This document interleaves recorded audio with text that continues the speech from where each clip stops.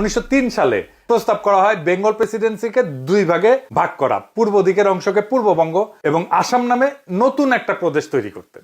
Lord Curzon এই প্রস্তাবে সম্মতি প্রদান করে। এর ফলে 16 অক্টোবর 1905 সালে লর্ড কার্জন নতুন প্রদেশ পূর্ববঙ্গ এবং আসামের গোড়াপত্তন করে ঢাকাকে রাজধানী করেন। এরপর শুরু হয় বাংলায় হিন্দুত্ববাদীদের আন্দোলন, যেটা সন্ত্রাসবাদের রূপ নেয়। কলকাতার হিন্দু বাবুরা একদম বিক্ষোভে ফেটে পড়ে।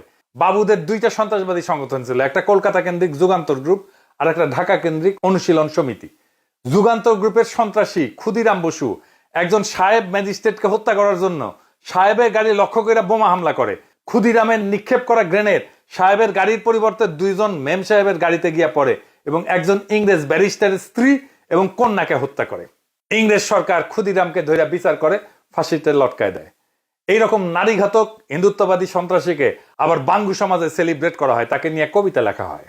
আর এক বাঙ্গু প্রগতিশীল আব্দুল নূর তুষার ইতিহাস জ্ঞান দিতেছে জাতিরে। সে কইতেছে আমাদের দেশে কার্জন হল আছে, কিন্তু ক্ষুদিরামের নামে একটা চালাঘর নাই।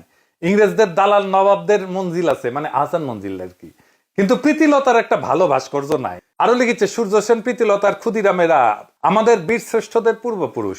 জমিদারদের ল্যাঠাল যারা, জমিদারি চলে যাবে জন্য যারা ইংরেজদের শাসাইবে তাই অস্ত্র হাতে তুলে নিছিল, তারা নাকি আমাদের বীর শ্রেষ্ঠদের পূর্বপুরুষ। আমি যাই কই।